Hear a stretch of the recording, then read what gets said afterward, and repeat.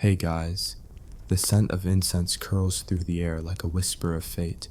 Your heart hammers against your ribs as you step across the threshold, lantern light dancing against the lacquered wood.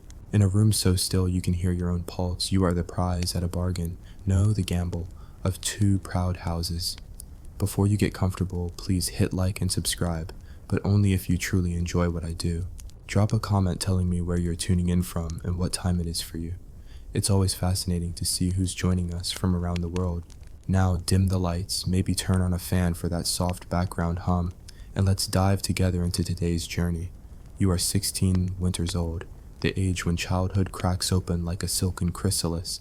Behind you, the cherry blossom-scented corridors of your family's estate fall silent. Ahead lies the chamber where your future will be weighed in silk bolts, measured in bronze coins, and signed away in 3 breathless strokes of black ink. The sliding door groans, and you enter. A single oil lamp smolders on a lacquered table. Its flame shivers, as if uncertain whether to illuminate hope or doom. Across from you, the Nakodo, the matchmaker, sits rigid as a statue carved from temple stone. His eyes, sharp and appraising, settle on you like a hawk spotting prey. You kneel on tatami planks, stiff-backed and trembling, your palms gathering sweat against the rough weave of your kimono. Your mother's face is a mask of calm. She sits beside the Nakodo, hands folded neatly in her lap, her eyes tracing your posture as though she reads a prophecy. Your father stands behind her, cloak draped over one shoulder, his gaze steady and distant.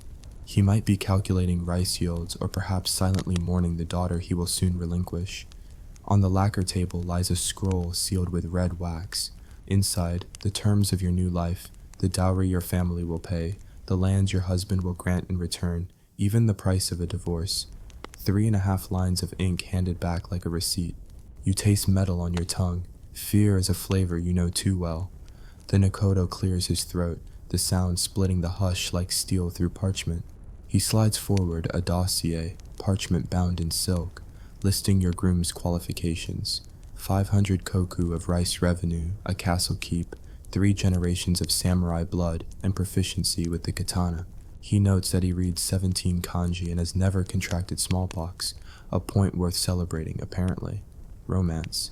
You swallow. It is as foreign as snow in midsummer. The crackle of the lamp seems to mock you. You are neither bride nor daughter now. You are currency, a transaction. Your voice is still captive behind your ribs. You think of the mirror back home, the one lined with burnished bronze that showed your reflection. Young, pale, eyes wide and haunted. You would recognize that girl, her trembling chin, the way her throat tightens when she tries to speak, in any crowd. But here, she is voiceless. The Nakodo's fingers drum the table. Your family presents 12 bolts of the finest mulberry silk, 40 lacquered trays adorned with gold foil, and 100 ryo in coin. In exchange, the Takeda family grants. Flashes of calculation cross at your father's face. Each bolt of silk is months of rice, each ryo another sacrifice of hearth and harvest. Your mother's lips press together.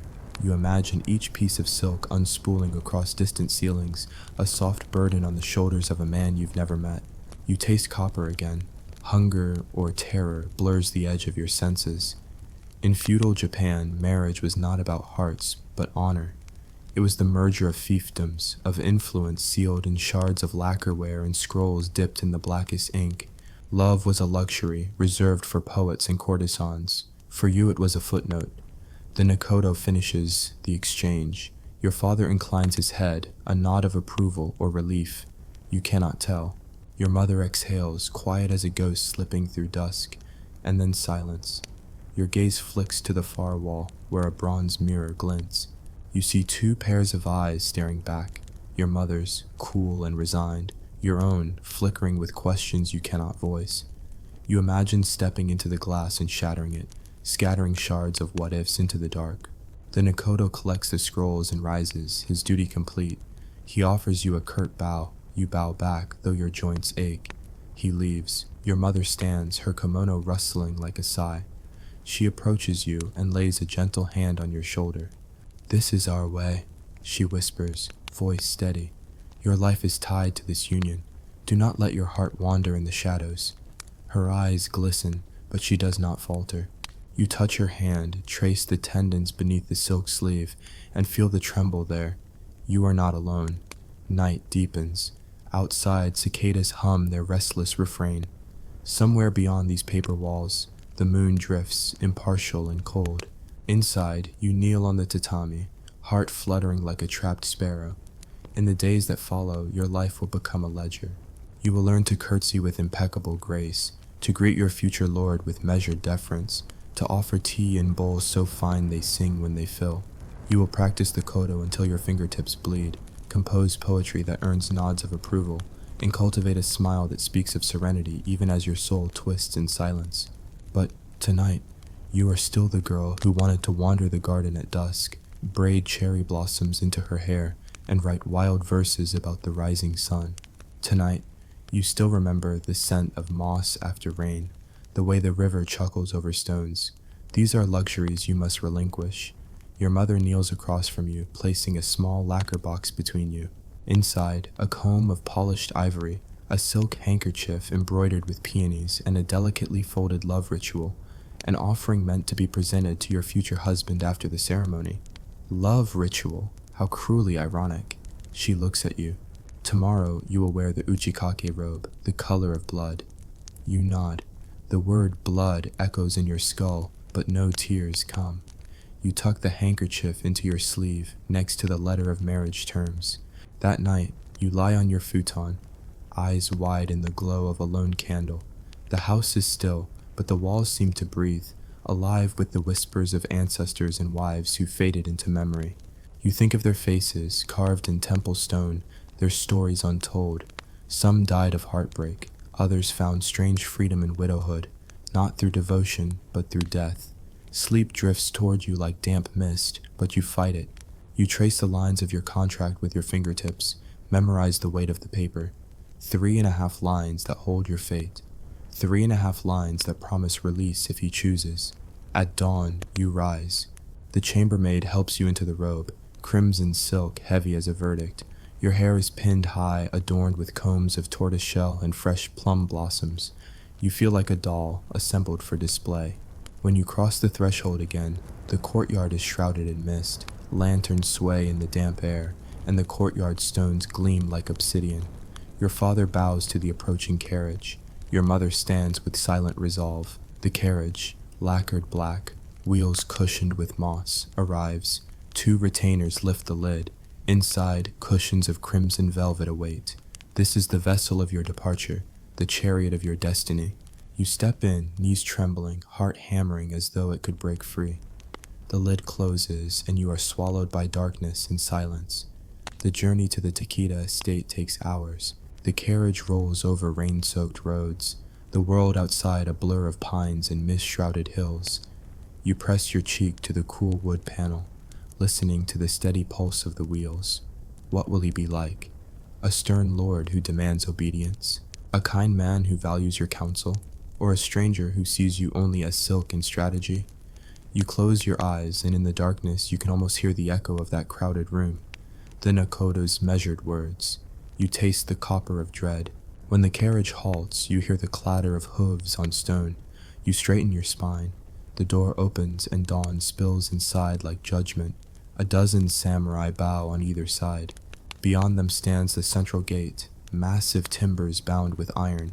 Through it, you glimpse the courtyard, where lanterns hug the eaves of grand hallways. The Takeda crest, 3 mountains encircled by tigers, is painted in vermilion above the gate. You step down, every movement rehearsed 1,000 times. You kneel on polished stones, gaze lowered. A hush falls. Then, from the gate, he emerges. He is not as tall as you expected. Lean, eyes dark as lacquer, hair bound neatly at the nape. His armor is ceremonial, artful, but you notice the fine line where steel meets silk. His gaze sweeps over you. You feel his eyes, heavy as a verdict. Your heart flutters. You taste anticipation, or is it fear? He offers a nod, a breath. Then the ceremony begins. You move in practice steps, bow, present the silk handkerchief, curtsy, sip the bittersweet tea.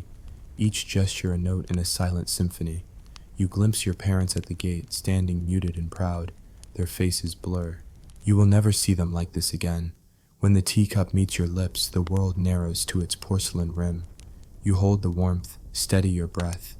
In that moment, as the tea's steam drifts between you, you understand that your life has become an offering, an exquisite, terrifying gift. And so, you step forward into the hall, beneath lantern light that casts your shadow long and thin. You carry with you a dowry of silk and gold, a contract of ink, and a heart that still remembers freedom. This is just the beginning. Moonlight weaves silver threads through the paper screens as you step into your new chamber. The air is thick with incense and expectation, as if the walls themselves hold their breath. Before you settle too comfortably, please hit like and subscribe, but only if you truly enjoy what I do. Drop a comment telling me where you're tuning in from and what time it is for you. It's always fascinating to see who's joining us from around the world. Now dim the lights, maybe turn on a fan for that soft background hum, and let's uncover what unfolds beyond the bridal veil. You awaken to the soft creak of sliding doors. Morning light filters through rice paper, painting your futon in mottled gold. You stretch, muscles stiff from hours kneeling, and recall the weight of crimson silk draped over your shoulders last night. You are no longer the daughter of your childhood home. You are the wife of Lord Takeda. A servant's quiet footfalls announce a tray of breakfast. Rice, porridge thick as dawn mist, pickled plums sour as regret, and a cup of tea so bitter it stings the lips. You bow, delicately, precisely, and raise the bowl. The steam curls around your face like a phantom whisper. This is your first full day in the Takeda household. Here, loyalty is measured in obedience, in status and ritual. Each movement you make is watched, by retainers in the corridor, by the crimson banners on the walls, even by the lacquered cherubs carved into the sliding door frames. A soft knock. The chambermaid slides inside, her eyes flicking to the low table. "Milady," she murmurs, bowing until her forehead nearly brushes the mats. "Lady Takeda requests your presence in the audience hall." You place the tea bowl back on its stand and rise, heart humming. The chambermaid helps you into a second kimono. Emerald silk trimmed with chrysanthemums, symbol of resilience. Pins of tortoiseshell gleam in your hair. You catch your reflection in a bronze mirror. Eyes wide, cheeks pale, lips set in a line of determination. In the corridor, 2 samurai flank you like sentinels. Their armor clinks softly, echoing down the hallway as you pass. The murmur of servants and rustle of silks rise and fall like distant waves. Each step takes you deeper into a world you must master. The audience hall doors stand tall and stern. You pause, steady breath, and step inside. Lord Takeda sits upon a raised dais, lacquered throne cushioned in gold brocade. Sunlight streams through the latticed windows, illuminating his dark hair and the sharp angles of his face. He rises, courtiers bow, you bow deeper. "Welcome, Lady Takeda." His voice is calm, measured, like a blade being unsheathed. "May this house bring you harmony." Your voice emerges soft as silk. "I humbly thank you, my lord." He gestures and a low table is set. Perfumed waters, inkstone, brush, crisp paper. Your first duty is to inscribe our family crest upon this scroll. With each stroke, you affirm your place among us. The inkstone surface ripples as water melds with powdered ink. You lift the brush, recalling hours of calligraphy practice under your mother's stern gaze. You breathe in, slow, deliberate, and write the circular tigers of the Takeda crest. Each line is a promise, each curve a binding oath. Your brush trembles only slightly, enough to remind you of the stakes. When you finish, he nods once, barely perceptible. "Well done." Behind him, a matronly woman cloaked in layers of violet silk steps forward. The Dowager Lady Takeda, your mother-in-law, regards you with eyes like polished onyx. She inclines her head in greeting, but her lips remain still. Your future lies both in serving Lord Takeda and surviving Lady Takeda's silent appraisal. Later that morning, you are escorted through the inner courtyard to the women's quarters. Here, concubines and ladies-in-waiting glide through gardens of stone lanterns and sculpted pines. Some glance at you with curiosity, others with cool reserve. You bow to each, voice soft, hands clasped at your breast. Lady Hana, a favored concubine, offers you a tentative smile. "Congratulations, Lady Takeda. May your days here be peaceful." You exchange pleasantries, but you sense under her warmth a vine of competition. Each woman vies for the Lord's attention, an unspoken struggle as old as the clan itself. In your private chambers, your chambermaid unfurls a small lacquer box. Inside, a length of fine red cord meant to tie your obi, a symbol of marital bond. She fastens it at your waist with delicate fingers. You glance down at the cord's scarlet loop, like a noose fashioned for love. Afternoon brings lessons in tea ceremony. The tea hall is a small pavilion amid mossy stones and raked gravel. Steam from the kettle pulses like a heartbeat. Your instructor, a thin-faced priestess, demonstrates each movement, carrying the tea caddy, wiping the bowl's rim, turning the lid exactly 3 times. Your kimono sleeves brush the tatami. You pour, you serve, you bow. Each gesture is layered with meaning, purity, respect, humility. Yet in each bow you feel the weight of expectation, like a stone pressing your sternum. On your way back, you pause at the corridor where Lord Takeda practices swordplay. The clang of steel against steel rings like thunder in a temple. His blade arcs, precise and unyielding, a whisper of lethal grace. He senses you and turns. For a moment, your eyes meet. His gaze holds you as though measuring the worth of your spirit. Your heart stutters. You bow and continue on, the echo of metal still humming in your ears. Evening falls. Lanterns flicker, igniting the garden in soft pools of light.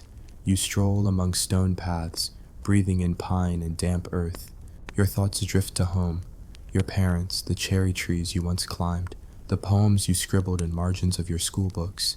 Those are memories you must tuck safely away, like fragile artifacts. A servant approaches with a lacquer tray bearing a single cherry blossom tea cake.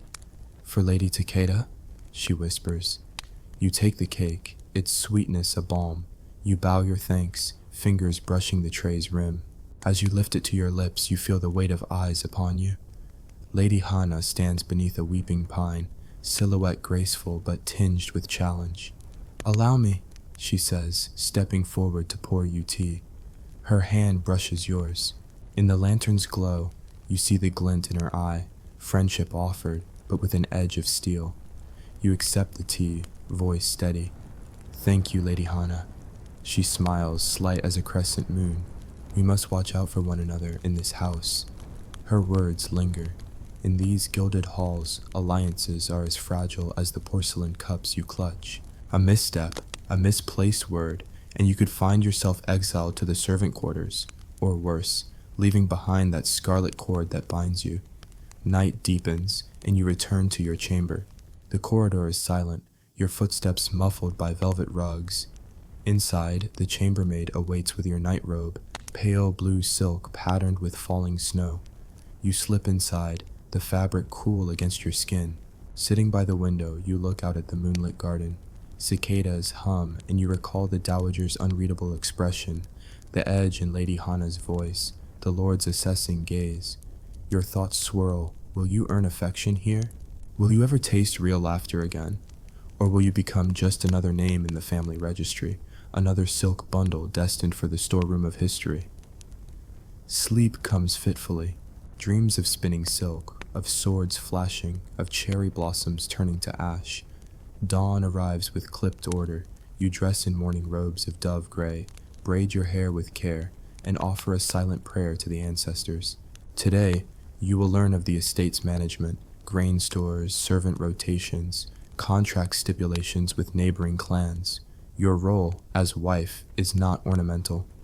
You carry responsibility for alliances and legacies. The advisors gather in the council hall. You step forward, small trembling bow, ready to listen.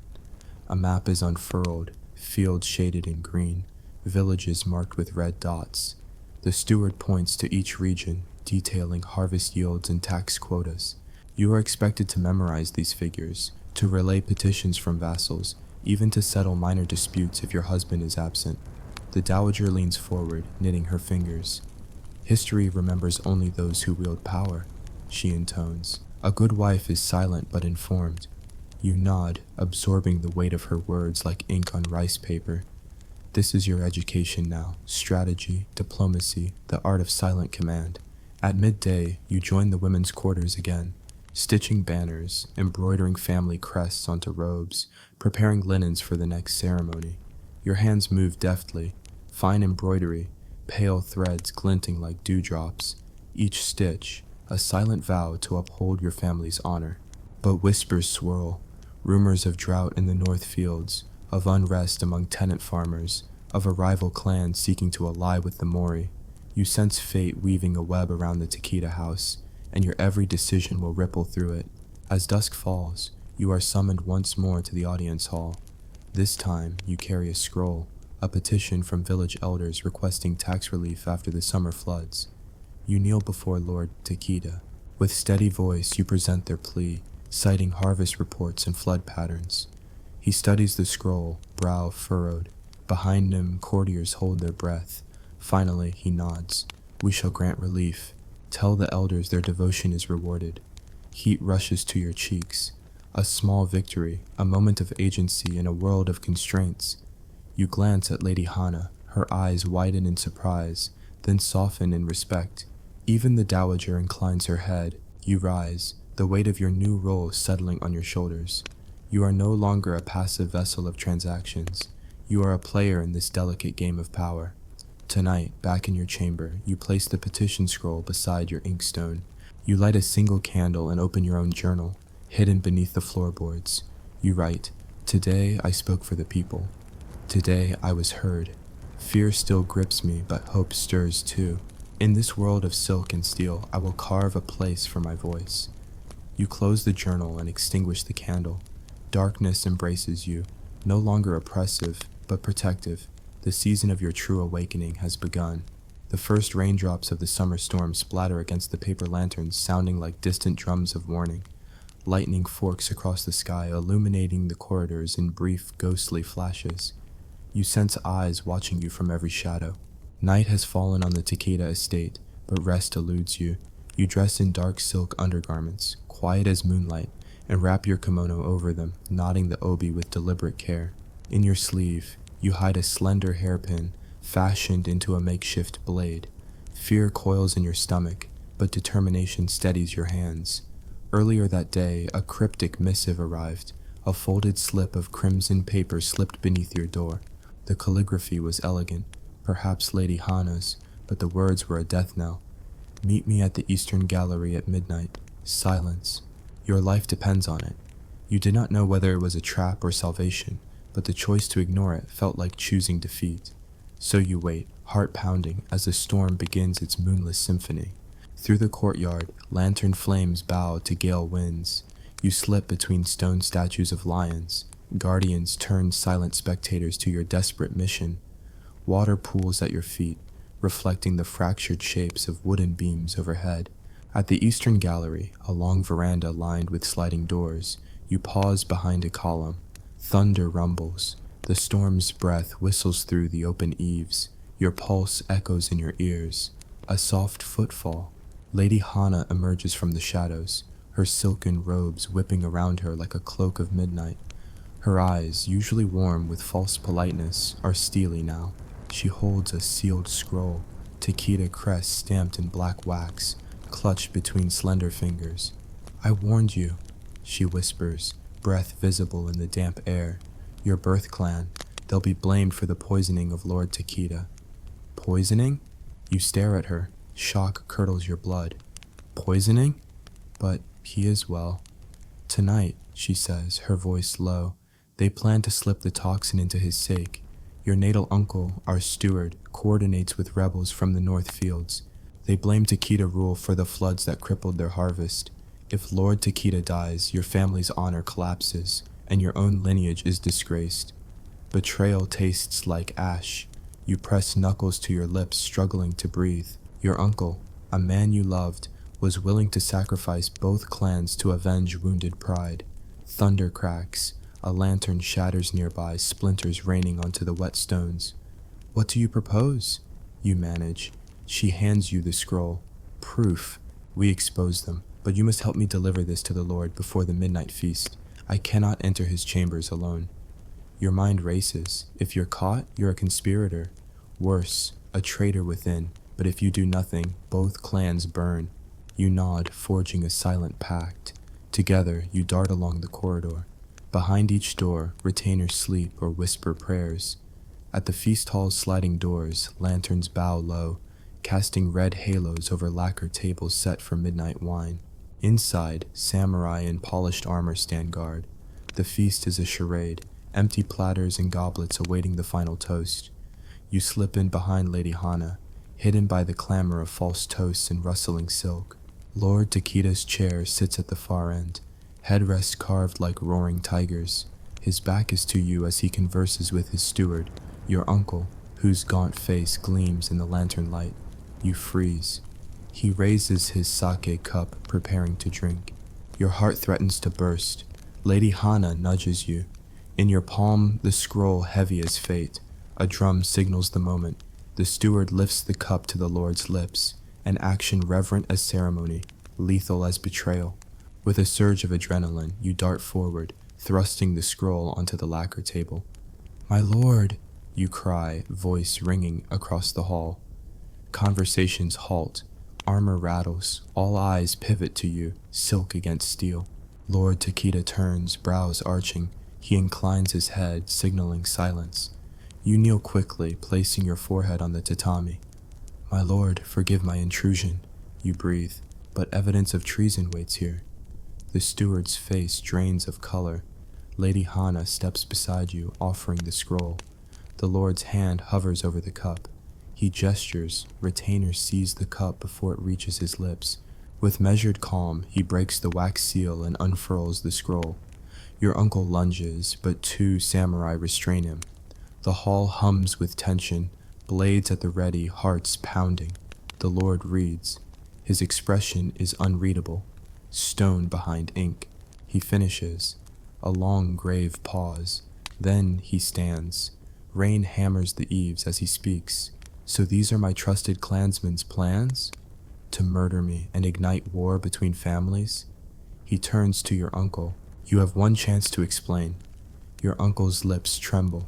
"My lord, the flood." "Flood?" The Lord's voice is low, cold. "Fields were lost by heavy rains, yes, but I dispatched relief and opened the storehouses. Your true motive was envy of my heir's favor." The steward bows, broken. I was blinded by bitterness." The Lord nods once. "Then you shall face justice, clan by clan." He releases him to the samurai. The crunch of footsteps on tatami echoes like finality. Silence reigns. You hardly dare breathe. Then the Lord looks to you. His eyes warm just slightly. "Lady Takeda, your courage saved me and both our houses. I owe you my life, and your family's honor remains intact." The hall exhales, lanterns flicker in relief. That night, you and Lady Hana stand beneath a canopy of pines. The storm has passed. Puddles gleam like liquid moon. She bows. "Thank you." Her voice cracks. "You chose unity over vengeance." You press a hand to your chest. "I chose duty." She steps forward and embraces you, a sister's bond forged in crisis. In the days that follow, the steward is exiled. His lands revert to the Takeda. Rumors of conspiracy fade. The Lord's trust in you grows. He requests your counsel at every council meeting, inviting you to aid in reconciliation efforts with neighboring clans. Your influence blooms like spring after winter.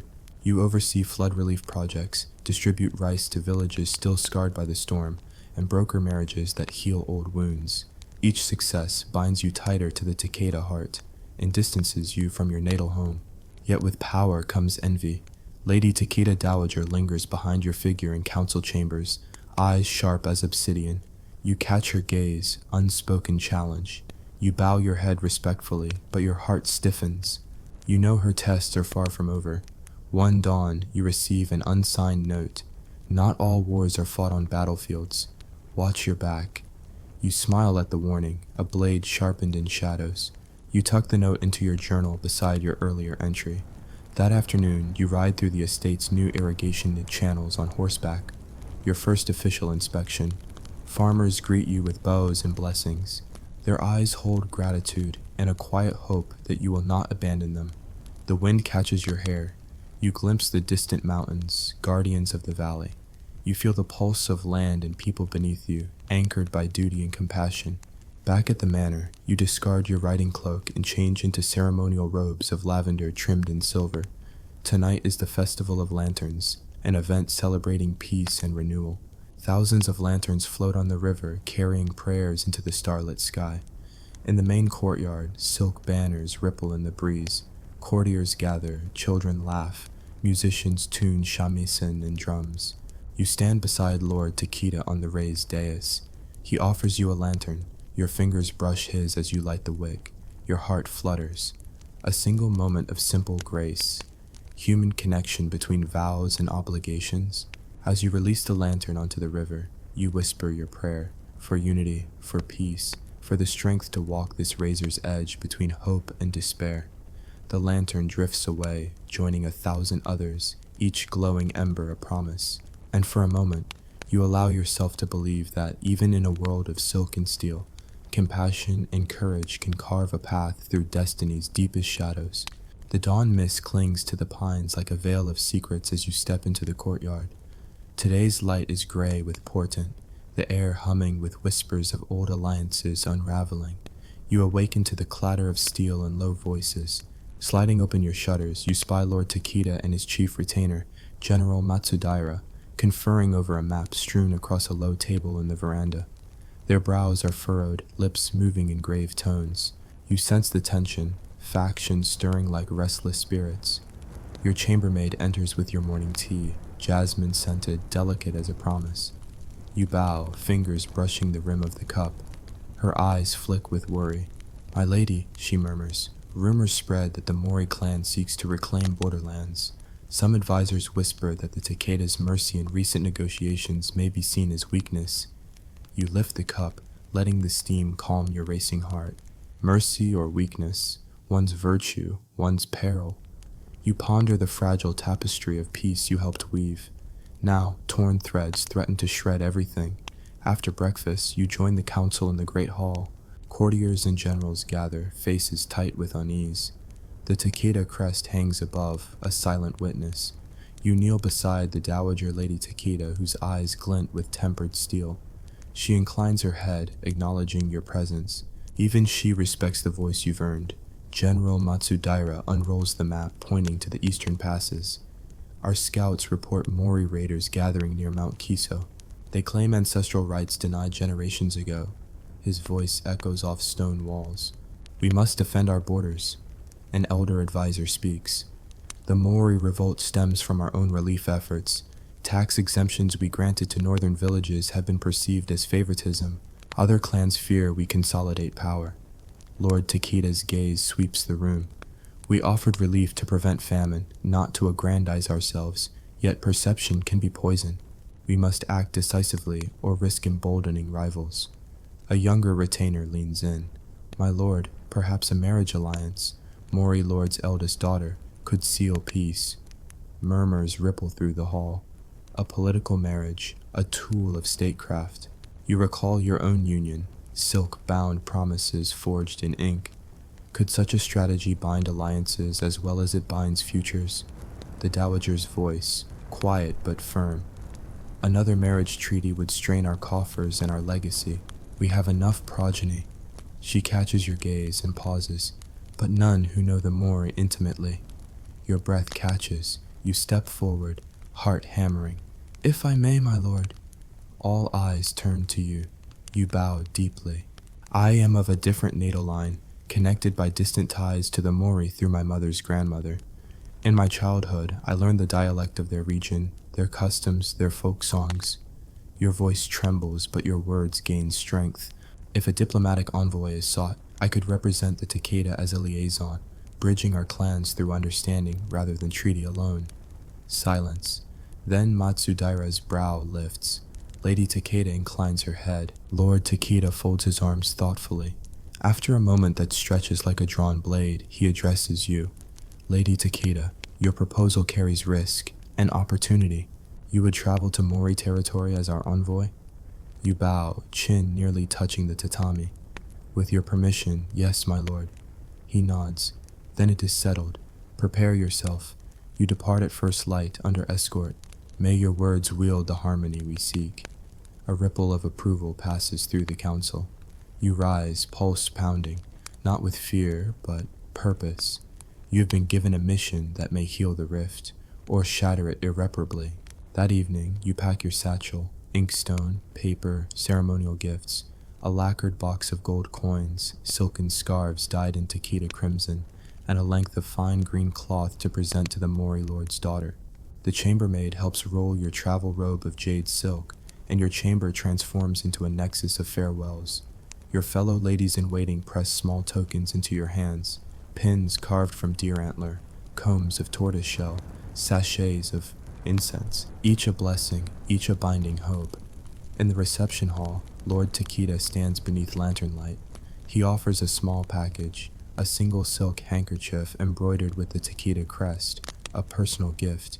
His dark eyes hold yours. May this remind you that your home awaits your safe return. Speak truth with courtesy, strength with grace. You bow, voice soft. I will not fail you, my lord. He nods once, and the chamber doors slide open. Torches flare, and the crisp night air greets you. 2 samurai step forward, your escort, stern in armor, unwavering in duty. A palanquin rests nearby, its curtains drawn. You step inside, the world narrowing to its swaying motion as you are carried through the gate into the night. The journey spans 2 days. The road winds through cedar forests and narrow passes echoing with cries of macaques. Your escort remains vigilant. You spend hours studying your notes on the Mori lineage, their values of honor and filial duty. You memorize each nuance, how the Mori respect ritual purity, how they prize martial valor tempered by compassion. You rehearse your opening greeting, the precise bow, the respectful praise of their ancestral temple. On the 3rd morning, the palanquin halts outside a sturdy gate of moss-covered stone, Mori lands. The crest of braided dragons is carved into gateposts. You step down onto gravel pathways lined with cherry trees in full bloom, their petals drifting like pink snow. A contingent of Mori retainers awaits, their uniforms a deep indigo, their swords curved differently from Takeda blades. The Mori lord, a tall man with a trim beard and calm bearing, emerges. His daughter, delicate as the blossoms, stands beside him, eyes curious. You kneel on the gravel, head bowed. Behind you, the castle walls loom, silent witnesses. Lady Takeda, the Lord greets, voice resonant. We welcome you to Mori lands. May this meeting unite our families. You rise, inclining your head. I bring greetings from Lord Takeda of Kai Province. He honors your heritage and offers these gifts as signs of goodwill. You present the lacquer box of coins, the silken scarves, and the green cloth.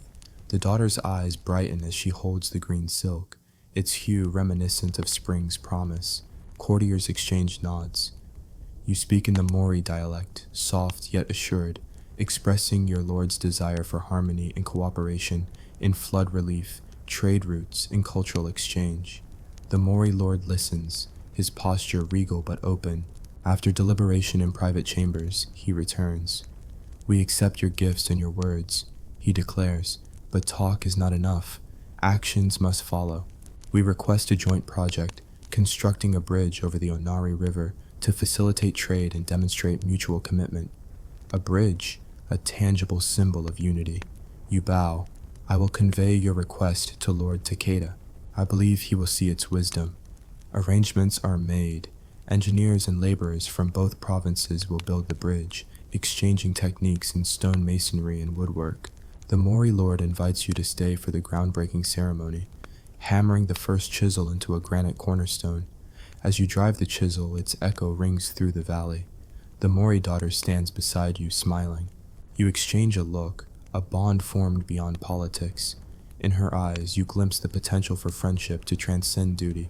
By twilight, you prepare to depart. The Mori lord escorts you to the palanquin, offering a bow of sincere respect. May the bridge stand for 1,000 years, and our clans stand united. You bow deeply. May our unity shine longer than centuries. On the journey home, you reflect on the transformation, from frightened bride to envoy of peace. You carried not just gifts, but the hopes of 2 clans. You wove dialogue from silk threads and stone, crafting a foundation for lasting accord. Returning to the Takeda estate, you are greeted with lanterns lit along the approach, their glow a beacon of welcome. Lord Takeda and the Dowager stand beneath the gate. He steps forward, face alight with pride. You have done what few could, forged unity through action. The bridge will bind us not just in stone, but in shared endeavor. The Dowager inclines her head to you, her rare gesture of approval. You kneel, heart full. Behind you, the estate stands poised between dawn and shadow, awaiting the next chapter. Days later, the construction of the Onari Bridge begins. You oversee the project alongside engineers, farmers, and artisans from both provinces. You negotiate resource allocations, distribute labor evenly, mediate disputes when stones crack or budgets strain. Your voice carries authority tempered with empathy. Your decisions reflect the humanity of both lines. As weeks pass, the bridge takes shape, arches rising over rushing water, wooden planks laid in patterns of interlocking harmony. Villagers gather to watch, offering prayers and song. The Mori daughter visits often, bringing teas and poems. You share laughter over spilled ink and misaligned planks, forging a fellowship beyond courtly etiquette. One evening, Lantern Festival arrives. You stand on the half-completed bridge, tossing lanterns onto the flowing river. Their lights dance downstream, an unbroken chain of hopes. The Mori daughter stands beside you. She turns, offering her hand. You clasp it firmly. "Thank you," she whispers, "for choosing peace." You smile, eyes shining. "And thank you for trusting me." This is your triumph, not in silk or sword, but in bridging divides and people. You are no longer silent machinery of alliance, but an architect of connection. Yet even as the bridge nears completion, shadows linger. The unsigned warning note still rests in your private journal. Not all wars are fought on battlefields. Watch your back.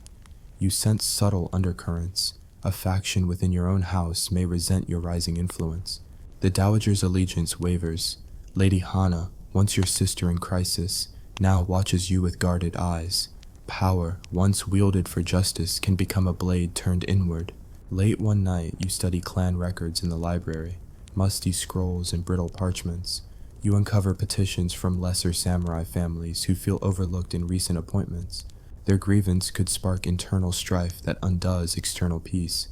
The next morning, you convene a private meeting with General Matsudaira and the chief steward.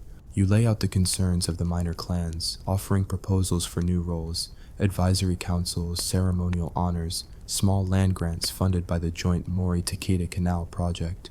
You argue that sharing prosperity will bind loyalty and avert jealousy. Matsudaira listens, then nods.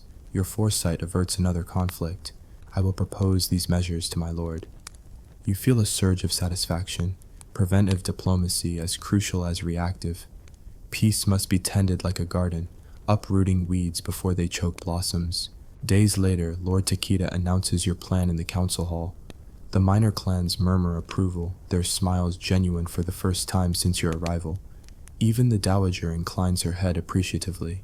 Your heart swells. Through quiet action, you have woven a tapestry of stability, bridges of stone, bridges of policy, bridges of trust. That night, you stand on your private balcony, gazing at the completed arches of the Onari Bridge illuminated against rippling water. Lanterns line its span, each flame a heartbeat of shared purpose.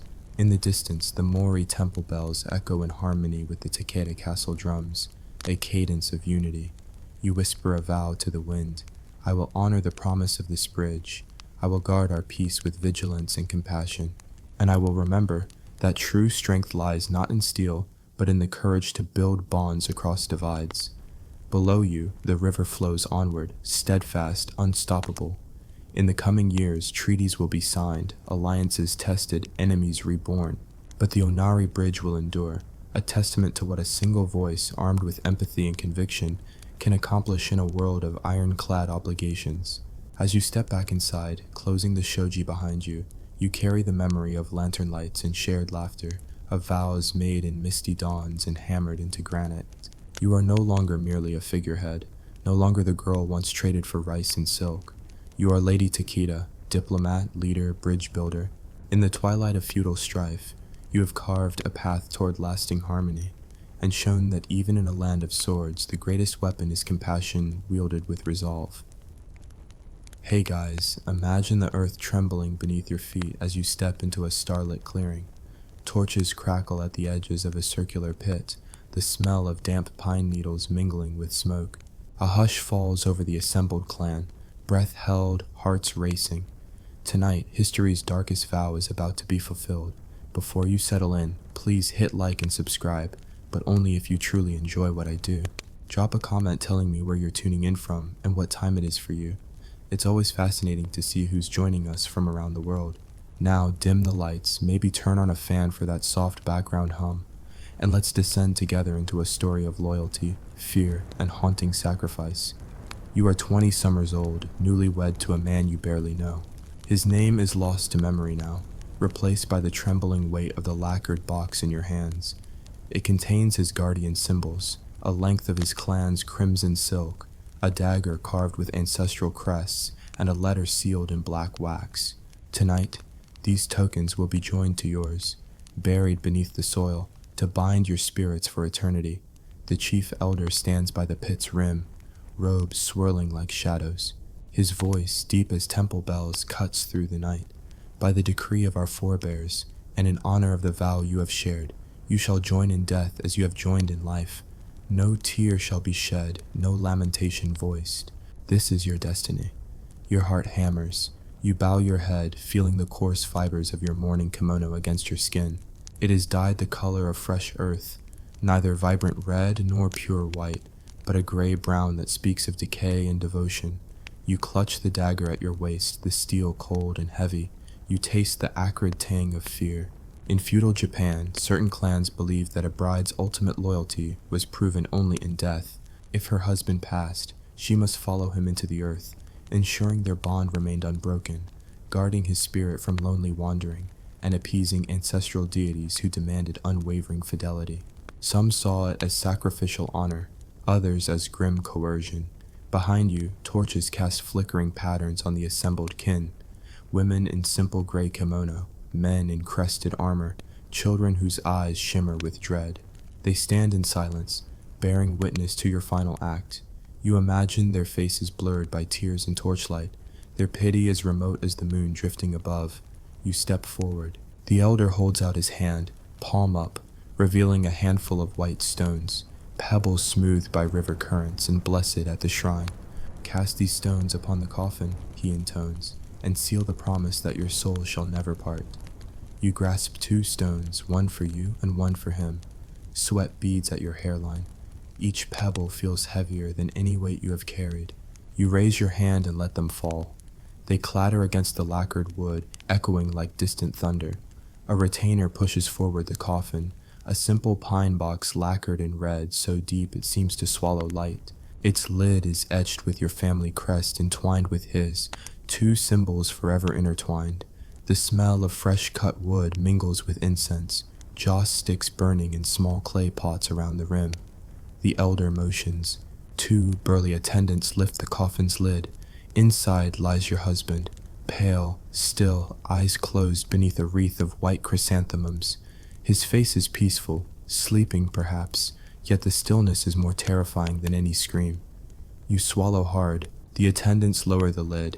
You place your hand on the coffin's surface, fingertips brushing the carved crest. You unfold a piece of rice paper on which you have written your vow. In life, I pledge my heart. In death, I offer my body. May our spirits walk the corridor of the afterworld together, protected from sorrow and separation. Let no force sunder our bond. You press the paper against the wood, feeling the rough grain beneath the thin sheets. You bow your head and recite the vow aloud, voice trembling but clear in the still night. Silence stretches. Then the elder raises a shovel. He lifts earth and lets it cascade onto the coffin's lid. Each clump lands like a hammer blow to your chest. You feel the ground give way beneath your feet as though the world itself yawns open. Step forth, the elder commands. Join your husband in the mound and let the earth embrace you. The attendants provide a narrow trench alongside the coffin. Its walls are raw, splintered by pickaxes, dripping with damp soil. You lift your skirts, kneel at the edge, and let yourself slide down. The earth is wet and cold against your calves. You feel the coffin's outline through the thin wooden walls. Your breath hitches. Above you, torches sway. The night air carries distant murmurs, soft prayers, sniffs of weeping, the scrape of wood striking earth. Yet, inside the trench, all is darkness and clay. You lean forward, heart pounding. You trace the coffin seam with trembling fingers. You press your forehead against the soft wood, a final kiss. You close your eyes and imagine his face, the way he bowed to you that morning, the promise in his voice as he took you as bride. You remember the curve of his hand around yours, and the faint curve of his smile. Then you reach for your dagger. Its handle is carved with your clan's chrysanthemum motif. You clutch it for courage, pressing its blade against your palm. The bitter sting grounds you. You raise the blade, finger poised on the guard, and then hesitate. In this moment, the world seems to hold its breath alongside you. The soil above shifts as the first handfuls of earth are cast into the trench. Each scoop lands with a hollow thud, an echo of fate being sealed. Your mind flashes, childhood summers in your family's garden, running through bamboo groves, poems you scribbled about spring rain, laughter shared with a sister who married and survived. You taste regret alongside fear, but the vow is alive in your throat. You remember your letter stained with tears. I would follow you beyond life's threshold, that our souls remain united. You grasp the dagger tightly, gather your resolve, and stand. The elder's voice calls from above. Finish the journey, bride of two clans. May your spirits find peace. You kneel, fold your kimono's hem over your legs, and bow deeply toward the mound's entrance. You recite a final prayer. Canon, Bodhisattva of mercy, guide our spirits. Amaterasu, sun goddess, light our path. Ancestors of our blood, accept this sacrifice, and grant us unity beyond death. You rise. An attendant hands you a final handful of soil. You place your hand on the mound's rim, gather the earth, and toss it into the trench. The cavern above you closes a fraction. You feel the coffin press down against the bark. Then, the attendants begin to fill the trench, bearing you, bearing your vows, bearing your bride's heart. Clay walls scrape against your shoulders. The darkness tightens. You feel the cold pinch of pebbles against your skin. Dust fills your nostrils. You open your mouth to cry out, but no sound emerges, only the joke of silence. The weight grows. Each shovelful above you compresses the soil. 1, 2, 3. You lose count as your breathing shortens, but you keep your mind sharp. You whisper his name over and over, a litany against despair. Outside, the clan chants in unison, words lost in the wind, invoking blessings, sealing the ritual. You imagine the mound surrounded by willows, water trickling nearby, the moon shining on the silent tomb. Your final breaths become prayers, then memories fade to darkness. Yet within that darkness, your soul stretches toward his, seeking warmth, seeking covenant, seeking release. And then, stillness, a peace colder than the earth, stranger than fear. Your eyelids rest heavy. The mound above you hums with ancestral echoes. At dawn, the torches burn low. The clan disperses, leaving the mound to the whispering reeds. In the days to come, they will speak of your sacrifice as the highest honor, proof that devotion transcends even mortality. Poets will craft waka in your memory. Pilgrims will kneel by the mound, offering rice and blossoms. Your story will ripple through generations as testament to love's final vow. But beneath the surface, in the dark hollow you share, two spirits drift in tandem, husband and wife, bound by fear, duty, and transcendent fidelity. Their voices merge in silence, their stories entwined in dust, their souls wandering beyond the pale of day. Close your eyes and hear the echo of temple drums rolling through mist-shrouded forest, each beat a heartbeat of devotion and dread. In the flicker of torchlight, faces glimmer with resolve and sorrow, as the earth settles over two silent forms. When dawn's pale light touches the newly filled mound, the clan disperses in hushed reverence. The mound, barely larger than a warrior's grave, becomes a shrine of mud and memory. Offerings of rice cakes, painted pebbles, and blossoms of white chrysanthemum are laid at its edge. For the villagers, it is an act of piety. For the bereaved family, a monument of grief sealed in silence. In the days that follow, life in the clan resumes its cadence. Fields are tilled, prayers chanted in the shrine, children sent to their lessons. Yet beneath these rhythms lies a current of unease. Whispers drift through the corridors of the women's quarters, questions unspoken but felt in every glance. How many brides have stood before that pit, hearts pounding, knives hidden in sleeves? How many have surrendered to earth and eternity for the sake of honor? Among the clan's matrons, some recall a time when the practice was rare, an extreme measure reserved for daimyo wives after catastrophic defeat. Over centuries, it seeped down through samurai lines until even lesser households deemed it necessary. Fidelity in life, fidelity in death, a doctrine etched into law under a Tokugawa governor who feared spiritual unrest more than rebellion. Yet within this silence, pockets of resistance had long smoldered. In the northern villages, midwife Otsu kept secret journals, tiny bamboo slips bound by twine, where she recorded the names of brides who whispered prayers rather than vows, who feigned compliance until the moment the coffin descended, then refused to enter the trench. On 2 occasions, she helped women escape under cover of night, guiding them through hidden tunnels in the shrine's foundations. Their fates are lost to history, but rumor claims one made it to Edo and blended into the tea-house districts. Meanwhile, Buddhist monks at Ryusen Temple debated the morality of human sacrifice. Abbot Shinkai scrawled treatises denouncing the practice as a betrayal of compassion. He argued that true filial piety required honoring life, not extinguishing it. Yet his calls fell on deaf ears beyond the temple walls. In 1682, the shogunate fined Ryusen for harboring subversive teachings, forcing Shinkai into exile. His treatises were shredded, his inkstone shattered. Back in your clan, the elder matron Lady Eiko whispers of a bygone era, when a bride's loyalty was proven by surviving her husband's death, managing his estates, warding off rivals, and leading the household in his stead. To bury a living woman, she hisses to those who will listen, is the true dishonor. But her words carry the risk of exile or worse, a silent death by forced tonsure and confinement in a nunnery. In the wake of your own sacrifice, several young women gather at the foot of the mound, daughters of lower samurai, placing votive coins and offering silent prayers. They carry small wooden tags on which they carve the names of their living sisters, promising to guard them, to fight for their right to choose. They call themselves the Sisters of the Hidden Lily, moving through the shadows, leaving their marks in unassuming shrines. Their leader, Aika, pledges to one day abolish the ritual through counsel with sympathetic lords and by wielding the pen instead of the sword. As seasons turn, your family's clan stewards face the fallout. Word of your extreme sacrifice spreads through neighboring provinces. Some daimyo praise the clan's unwavering devotion. Others recoil, fearing the spiritual stain such practices bring. The Mori, once allies in your story of diplomacy, now eye the mound warily, wondering if the price of honor they once refused to pay may haunt your lineage forever. Meanwhile, poets in Kyoto compose elegiac verses about the buried bride, a phantom figure drifting through willow-lined canals, her pale hand emerging from the water to beckon the living. Kabuki troupes adapt the tale to the stage, using ghostly puppetry to depict brides breaking free from coffins, only to be dragged back by ancestral spirits.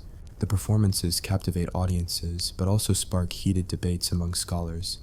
Is the buried bride a symbol of loyalty or of patriarchal cruelty?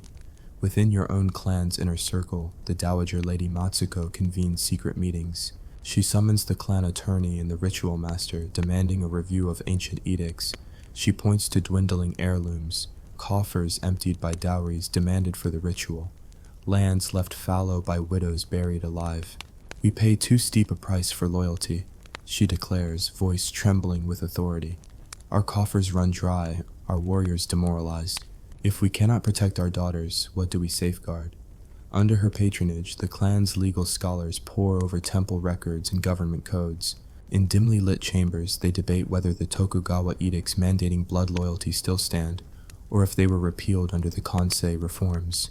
Conflicting scrolls emerge, faded parchments that speak of voluntary service, not forced burial. The scholars present a daring proposal. Redefine the rite as symbolic interment. Brides would lie in an earthen chamber for 3 days, sealed in solitude, then emerge reborn, having demonstrated endurance but preserving their lives. The proposal ignites fierce contention. The clan's samurai council divides. Conservative voices condemn the change as weakness, while progressives hail it as salvation. The elder matron Lady Aiko opposes it vehemently. Half measures dishonor the spirits. Meanwhile, the Sisters of the Hidden Lily work clandestinely to rally support among younger samurai and village elders. Caught in this maelstrom is Otsu, the aged midwife whose journals revealed earlier escapes. Summoned by Lady Matsuko, she stands before the council, bamboo scrolls unfurling like secret rivers. With trembling voice, she reads passages, the names of 20 brides who fled, their marriages annulled with community blessing, testimonies from temple wards declaring the ritual unnecessary for spiritual release. Her words hang in the hall like mist, transformative, unstoppable. After days of heated deliberation, the clan issues a proclamation. Effective at the next funeral rites, the ritual will be transformed. No bride shall be buried alive. Instead, she will undergo the 3 nights vigil, a ceremonial seclusion in a tomb-like pavilion, attended only by the clan priest, before re-emerging to claim her status as widow and leader of the household. The proclamation is sealed with the Lord's wax emblem, and trumpeters announce the decree through the valley. Reactions are immediate and overwhelming. Some families rejoice, shedding tears of relief. Others grumble that honor has been compromised. Rumors swirl that neighboring clans watch closely, waiting to see if the change weakens your clan's standing in alliance networks. But Lady Matsuko and Aika, leader of the sisters, ride together through the villages, distributing edicts and offering tea, ensuring the new rite is understood not as the abandonment of tradition, but as its evolution. In the central shrine, the chief elder leads the first symbolic vigil. A young bride, Haruka, lies upon a raised platform within the pavilion, a space adorned with bamboo mats, soft lantern light, and incantations whispered by monks. For 3 nights she endures solitude, fasting and chanting sutras. On the dawn of the 4th day, the doors slide open. She steps out, face alight with newfound authority, welcomed by tambourine and flute. The crowd erupts in applause, the echo rippling across the valley. The transformation sends ripples beyond your clan. News reaches Edo, where reform-minded officials cite your clan's decree as evidence that feudal societies can adapt without violence. Debates in Confucian academies praise the balance of filial piety and compassion. Travel diaries by merchants note the shift, recommending other lords consider similar reforms to prevent depopulation and social unrest. Yet even as change blossoms, the memory of those truly buried alive, like you, lingers as a spectral warning. At sunset, villagers still whisper your name beside the mound where you rest. Pilgrims leave incense at its brink, and at night some claim to see a pale figure emerging from the earth, her hand extended in quiet plea or eternal greeting. Your story, woven from sacrifice and redemption, becomes a mirror reflecting the tension between rigid duty and human compassion. It lives on in chants at the shrine, in the thunder of temple drums at festival time, and in the hushed tones of brides who follow Haruka's path rather than the pits. They say the dead cannot hear, but when the heavy stones began to pile atop the wooden lid of her husband's tomb, a faint, frantic rustling could still be heard beneath the soil. It was the sound of silk brushing wood, of fingernails scraping desperately, of a woman still breathing, still praying, though she knew the gods would not answer, because she had already been chosen. In feudal Japan, some brides did not merely mourn their husbands, they followed them, not metaphorically, not in poetry or vows, but with their actual bodies, bound, adorned, and buried alive beside the cold corpse of the man they were once taught to worship. And now, she waited. Her name was lost, like so many others. Only a fragment of her story remains.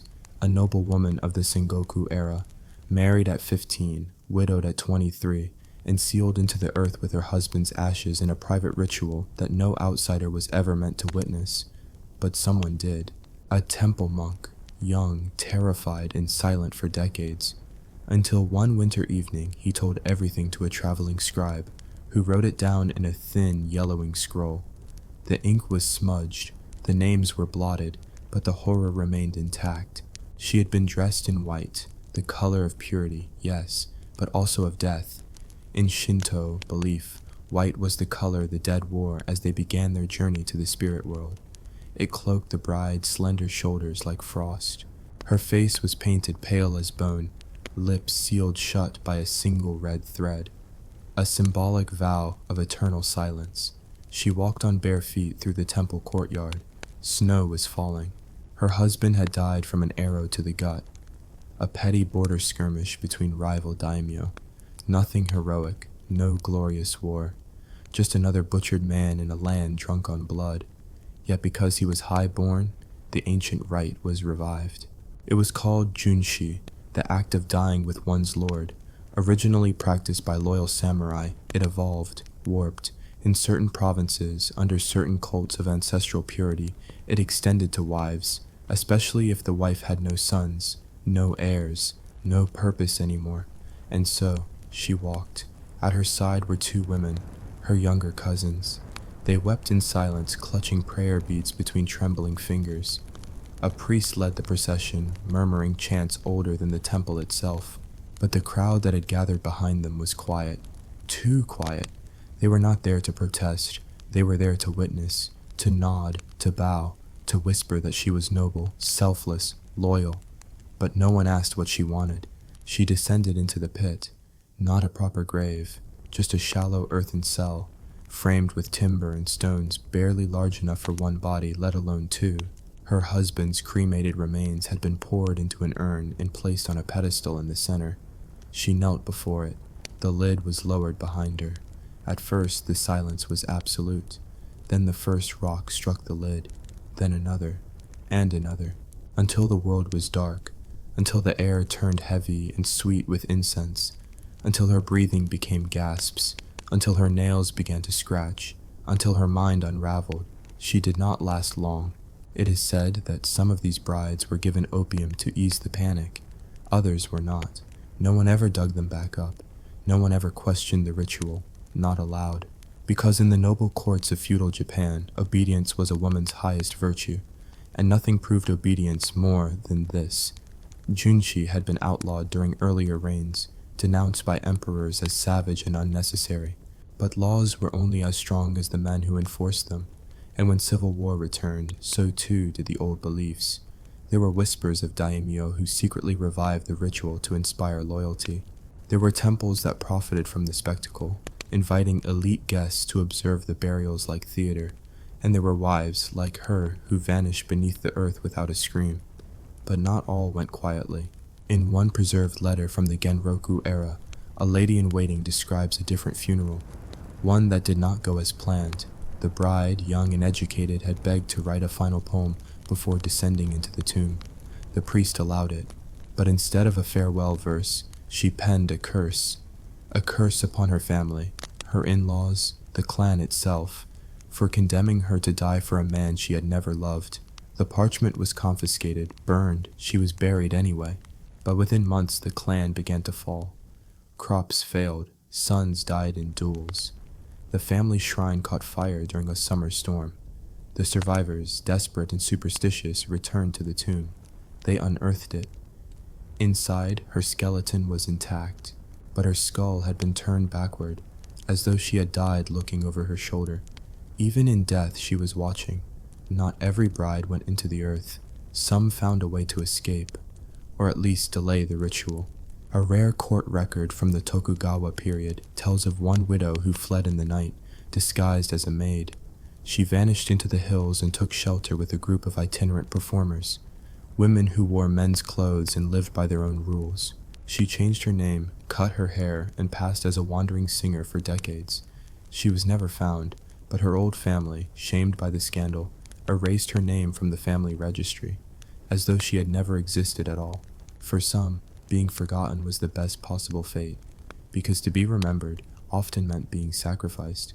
Why did these rituals persist? Not just out of duty, but fear. A woman who outlived her husband was often viewed with suspicion, especially if she had no children. People whispered that her soul might wander, that she might become an onryo, a vengeful ghost. To bury her alive was, in a twisted sense, an act of control. Seal her fate, seal her spirit, seal the shame, and in certain circles it was even considered beautiful. In an Edo period diary, a nobleman writes, "She went beneath the soil as the plum blossoms fell. Her silence was like poetry, her breath, the last note of a flute. We were all moved. He did not mention her name. He did not describe her eyes, only the flowers, only the silence, only the earth. She had no name in the scrolls, only a date and a lament. The year was 1702. A young woman from the Shimabara domain was led barefoot to the burial pit, dug for her recently deceased husband, a minor samurai who had died of wounds inflicted in a border skirmish. She was just 17. Her hair had only recently been dressed in the elaborate marramage style of a married woman. She had never even shared a single night with him. His military duties had called him away immediately after their wedding. Still, she was expected to follow him into death. A priest whispered sutras, the drums of mourning rolled low like distant thunder, and the women of the household wailed softly, not in protest, but as ritual. The girl stood stiffly, her hands folded in front of her, as though still unsure whether this was merely another phase of the strange ceremonial life that marriage had thrust upon her. Then the first handful of earth fell. It landed with a soft thud on the wooden lid beside her, his coffin already lowered into the pit. The moment she stepped into that grave, her breath caught, not from grief, but from the cold realization that this was real. The air grew thinner. The smell of soil, damp, sweet, and rotting, seeped into her lungs. She looked up only once toward the light. It was the last thing she would ever see. She did not scream. She did not flail. That was the final cruelty. How obedience ran so deep, it drowned even instinct. And with her burial, another chapter of Yunshi, the suicidal loyalty of wives and retainers, was sealed in silence. By the early 18th century, the Tokugawa shogunate had officially outlawed such practices. Edicts were issued condemning live burials. But as with all customs built upon shame and honor, laws had little force in private households where old beliefs still thrived. Behind the gates of feudal mansions and isolated rural estates, secret rituals persisted, not always public, not always praised, but whispered, practiced, passed down. In the mountainous regions of Aizu or the secluded parts of Tosa, rumors told of wives who, upon their husbands' deaths, prepared themselves not for mourning, but for descent. There were variations in how these women were buried alive. Some lay beside their husbands in specially prepared twin coffins, their limbs gently tied to prevent disobedient escape. Others were interred upright, bound and silenced in a symbolic act of servitude, standing even in death. There were accounts of women being administered narcotic herbs to ease the process, though such mercy was rare. More chilling were the tales where women were not even told until the moment arrived. A widow would be led to what she believed was a purification ritual. She would be robed, painted, given ceremonial sake, and then without warning, the lid would be fastened. The final rites would continue over her muffled cries, if any rose at all. And so their silence was twofold. First in life, trained never to question, then in death, sealed and suffocated breath by breath. By the mid-1700s, as Japan's intellectual currents shifted, Confucian scholars and even Buddhist monks began publicly denouncing these acts. They called them barbaric, a stain on enlightenment. But their words clashed against centuries of rot-bound tradition. There were defenders of the practice too. Writings from samurai moralists, especially in texts like Hagakure and clan chronicles, extolled the virtue of such sacrifice. A woman who follows her lord into death, wrote one, redeems the sins of her household for 7 generations. Others were more cynical. They saw the act not as loyalty, but as control. What better way to ensure a woman could never remarry, never claim property, never speak unwelcome truths, than to bury her with the man who once ruled her life? Even in death, she belonged to him. And what of the families of these women? Often, they were complicit, willing or coerced. The bride's family might see the burial as honorable, securing spiritual merit or social standing. For the husband's family, it was a demonstration of prestige, proof that their household upheld the deepest tenets of feudal devotion. Resistance was rare, but not unheard of. A case survives from 1726 in the province of Chikuzen, where a widow's younger sister attempted to disrupt the ceremony, attacking mourners with a blade. She was restrained, imprisoned, and later vanished from records. Her name was erased, but her act of rebellion, though buried like the others, flickers like a lone lantern in a darkened archive. By the 19th century, the tide truly began to turn. As Japan opened to the outside world, voices emerged, writers, reformers, and even foreign observers who were horrified by these customs. They spoke of them in the same breath as foot binding or widow burning in India, cataloging the extremes of patriarchal violence across cultures. Still, even in this age of slow progress, tales endured. There is a letter from 1854, written by a merchant in Kyoto, describing the funeral of a minor daimyo. Among the procession, veiled and silent, walked his teenage bride. The merchant writes, her steps were slow, not from sorrow, but from resolve. She walked as though already among the dead. No record confirms whether she was buried, but the phrasing, the careful avoidance of clarity, suggests she was.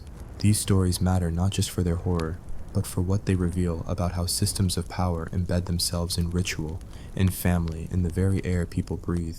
These women were not monsters, nor martyrs. They were prisoners of belief, belief so deep it became indistinguishable from identity. Their deaths were not acts of love.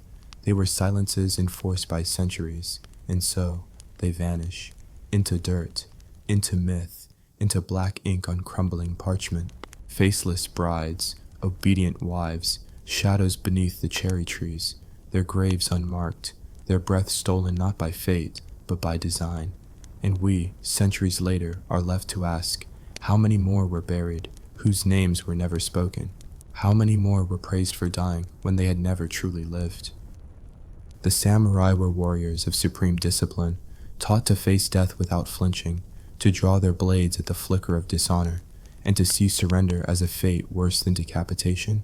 And yet, there was something they feared more than an enemy's sword, something quieter, closer, clad not in armor, but in silk, a presence that waited behind the paper walls of their home, watching, knowing, their wives. When a samurai rode into battle, he feared not dying. He feared returning home, in shame. The bushi class, those elite warriors of feudal Japan, lived within a strict framework of honor. But that framework didn't end at the battlefield. It extended into the tatami-lined corridors of their homes, into the bowls of rice offered each morning, into the glances exchanged across candlelit chambers. And nowhere was it more dangerous than in the marriage chamber. Samurai wives were not passive ornaments. They were trained in the art of onabugeisha, women warriors who knew how to wield the naginata, a deadly polearm. Many learned to use daggers with precision, not only for defense but for ritual acts of judgment. Their loyalty to their husbands was absolute, until it wasn't. And when it wasn't, the price could be blood. The fear didn't lie in betrayal alone. It lay in the certainty that the woman who brought you tea could also take your life.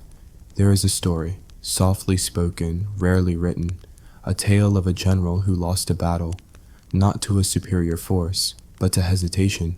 He returned to his estate with his armor battered and spirit low. His servants avoided his eyes, but it was his wife, seated by the hearth, who asked only one question. "Did you protect your name?" He did not answer. She rose silently. The next morning he was found in his chamber, face peaceful, blade still buried in his gut. His wife knelt beside him, blood on her hands, and no one questioned her. It was not murder. It was honor, enforced. Women in samurai households were trained not only to obey, but to uphold the honor of the clan. If their husbands failed, they were expected to act, and so many did, quietly, efficiently. A samurai could ride through fields of death and not tremble, but returning home to a wife who watched him like a judge before sentencing, that required a different kind of courage. In the rigid codes of Bushido, a wife had one sacred duty to preserve the honor of her house. If that meant guiding her husband's hand to the knife, she would do so with a whisper. Behind every blade was a woman who had sharpened it. The castles of feudal Japan were not only defended by moats and guards, but by women who knew when silence was deadlier than war cries. Behind the Fusuma doors, behind the lacquered screens, behind the incense smoke that masked blood, samurai wives ruled. Some would call them dangerous, others would say they were necessary. In a time when weakness meant extinction, it was the wives who ensured their men stayed strong, or died trying.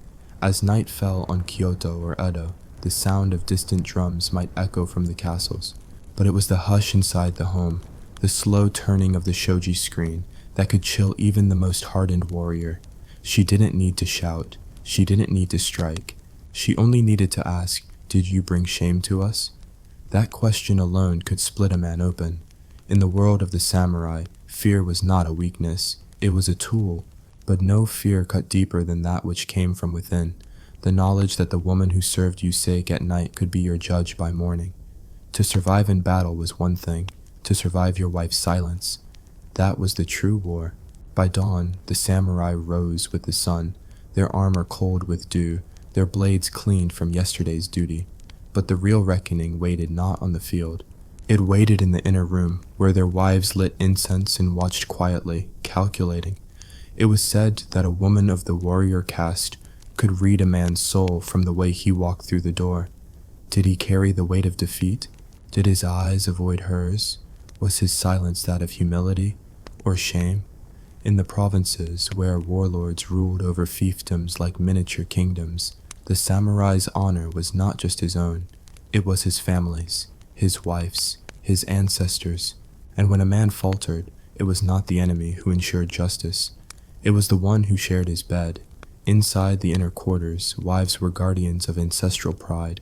They were raised to serve tea, to recite poetry, to prepare their own funeral clothes in case of siege. But above all, they were taught how to keep a man honorable. That meant knowing when to soothe him, and when to remind him of the knife. Seppuku, ritual suicide, was not always chosen by the warrior. Sometimes it was guided by a wife's gentle words. She would lay out his white kimono. She would prepare the writing brush and ink for his final poem. She would sharpen the tanto and place it before him. Then she would wait. It was not cruelty. It was devotion, measured by steel.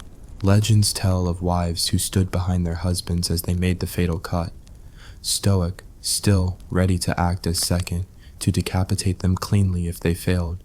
Some did it without flinching.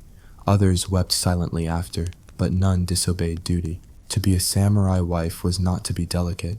It was to be the hidden blade behind the family name. One such woman was Tomo Gozen, the war maiden of the Genpei War. Though famous for her battlefield skill, it was her presence at home that made others whisper. Men feared crossing her, not because she could strike, but because she would not need to strike twice.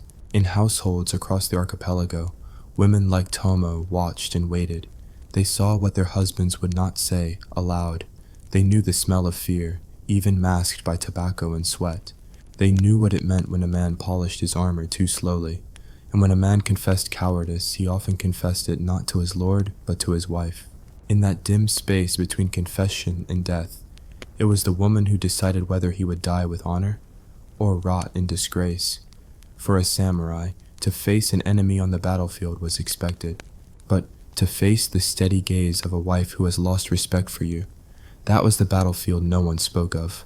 Some chose exile, others drank themselves into ruin, but the bravest chose the tatami mat, the dagger, and the silence of a wife who approved. No songs were sung for these women, no monuments built, but they were there, always, in the shadows, in the lacquered rooms, in the blood-stained cloths tucked neatly away after dawn. They did not scream, they did not plead, they simply reminded, "Do not bring shame to this house."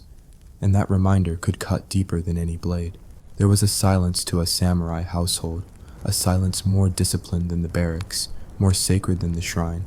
The house was not just a dwelling, it was a temple of legacy, and at the heart of that temple was a woman whose duty was both invisible and absolute. She was taught to bow, but never too low, to speak softly, but never too much, to tend the household, but never forget the sword. This was not submission. This was the art of control without display. If a husband brought home disgrace, she would not shout. She would light the lantern, sweep the tatami, and serve the evening meal with steady hands. And then perhaps she would speak a single phrase that left the man sleepless until morning. A samurai without honor is a man already dead. These were not empty words. In Edo period texts, manuals for noble households detailed not only etiquette, but how a wife must maintain the flame of honor within her husband, through subtle pressure, quiet reminders, and if necessary, shame. She could not fight his battles, but she could make him wish he had fought better. It was said that the wives of the Tokugawa retainers were sharper than their husbands' spears. Behind the sliding doors of their wooden estates, they ran the affairs of the household like generals. They managed land, servants, schedules, and alliances, but their greatest power was moral. A wife could not be seen breaking down. Her stoicism was a lesson. When her husband returned wounded or worse, disgraced, she would not weep. She would serve him tea, clean his wounds, and sit in silence. If he had no explanation, she would not demand one. That silence was judgment. Sometimes that silence broke men more than swords ever could, and if he confessed weakness, cowardice, desertion, failure, she might answer only with duty. You know what must be done. And so he would. He would prepare the tatami mat, lay out the white kimono, write the final lines, and she would be there, not to cry, but to witness. There are scrolls kept hidden in family vaults that describe the wife's duty as the final mirror. She showed a man his truth when even the gods had turned away. If he could not live with that reflection, then he would die by it.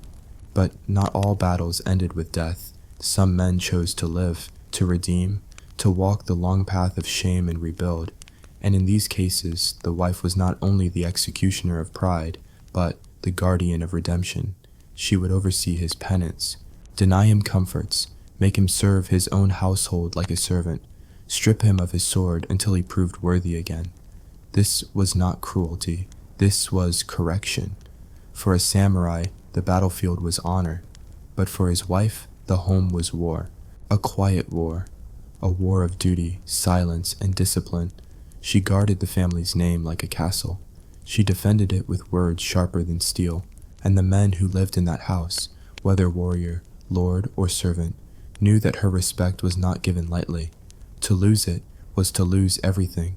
It is easy to fear an enemy, but to fear the one who loves you and yet would rather see you dead than dishonorable, that is a fear deeper than death. And so they bowed before their wives, not in subservience, but in reverence. In the final days of his life, a samurai was often surrounded by silence, not the silence of solitude, but the silence of things unspoken. No one asked if he had regrets. No one asked if he had fears, but there was one presence in the room that cut through that silence, the presence of his wife. She would kneel beside him, her posture perfect, hands folded in her lap. Her eyes would not weep, but they would not look away. She had witnessed his victories. She had endured his failures, and now she would watch his departure. It was a ritual older than love, older than marriage. If he had lived with honor, she would be the first to prepare the incense. She would bathe his body and dress him in white, with movements as precise as a soldier sharpening a blade. She would see to it that no whisper of shame clung to his name. But if he had lived in disgrace, she would not touch the incense. She would not dress the body, she would turn her back, and that, more than any sword, would condemn him.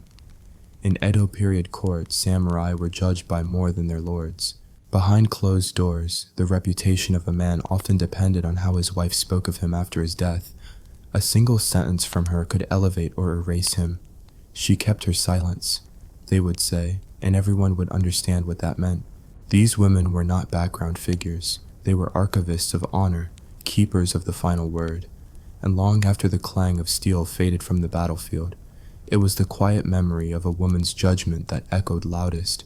There are letters, sealed in faded envelopes, written by samurai to their wives on the eve of battle. They do not beg for love, they beg for forgiveness. Should I fall, I pray that my name may remain clean in your eyes. That was the deepest fear of all, not the spear, not the enemy's blade, not even the seppuku knife, but the eyes of the woman who waited at home, because she would remember, and her memory would outlive him. Sometimes she would be the one to teach their sons what it meant to be a man, not by stories of heroism, but by stories of restraint, of quiet dignity, of fear transformed into honor. And she would teach their daughters something even more powerful, to be unshakable, to be still in the face of chaos, to be the reason men chose honor over life. It was said, in whispers, that some samurai were more loyal to their wives than to their lords, because a lord could strip you of rank, but a wife could strip you of meaning, and when a man has no meaning, he has nothing left to fight for. So they feared them, feared their calm, feared their disappointment, feared the day they would return home, broken, and find no softness in her voice, only duty. In the stories passed down through generations, these women are rarely named, but their shadows stretch long across the corridors of time. Not queens, not warriors, not saints, just wives. Wives who ruled without swords, wives who made even the fiercest samurai tremble. She sat still as stone, her knees folded beneath the heavy fabric of her embroidered kimono, the scent of camellia oil still lingering in her hair. Around her, the walls of the bridal chamber pressed in, silent witnesses to a ritual older than memory.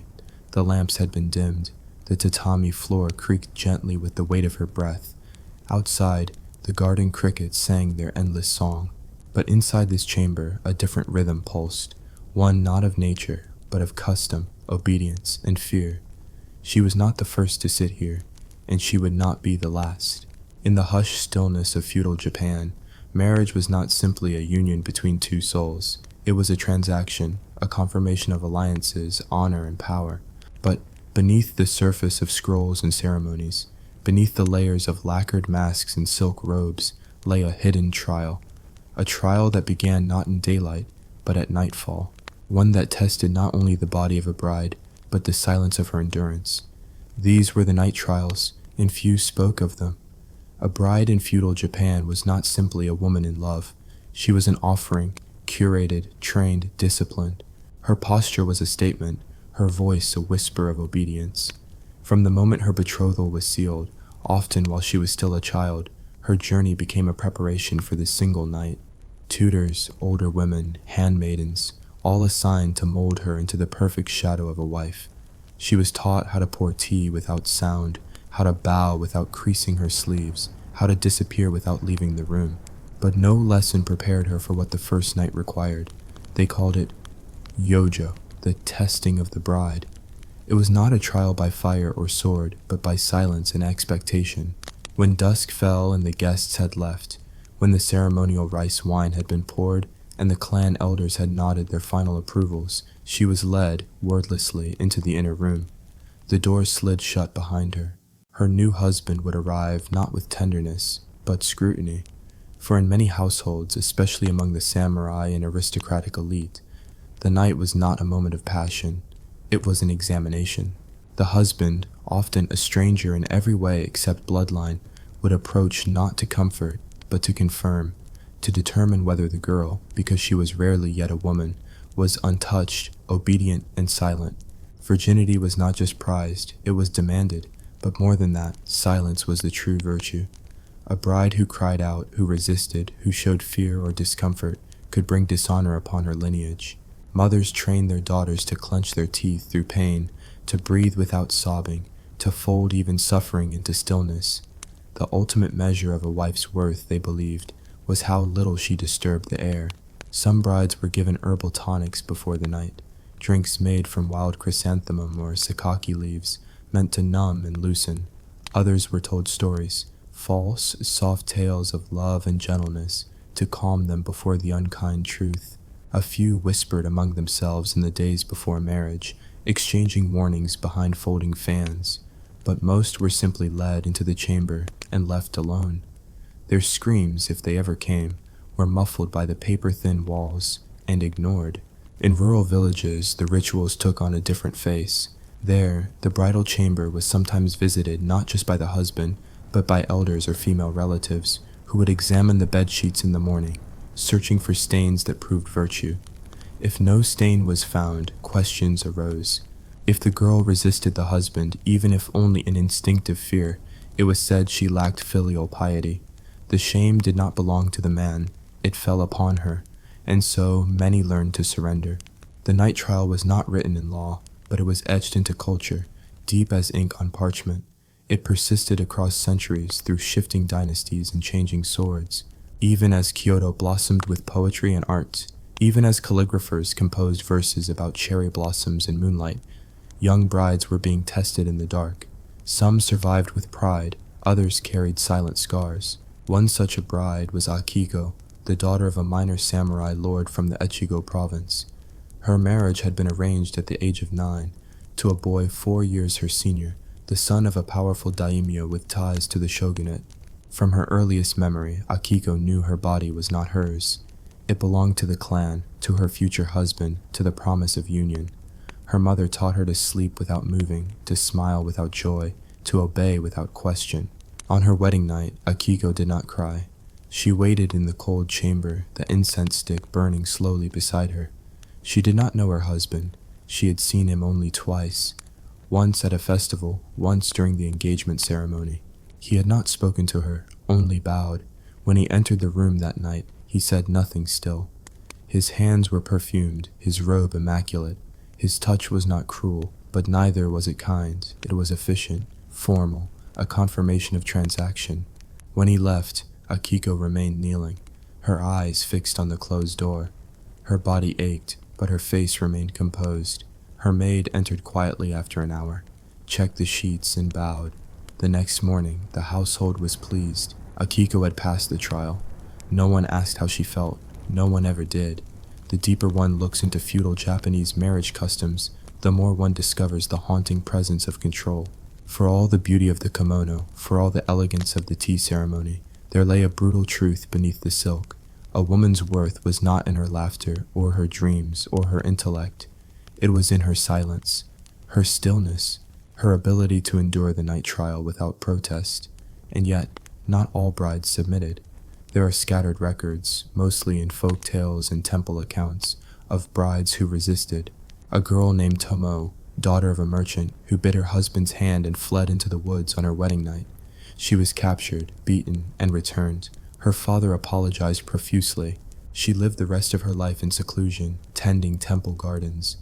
Another tale speaks of Hana, a low-ranking noblewoman who fainted during her night trial and was declared cursed.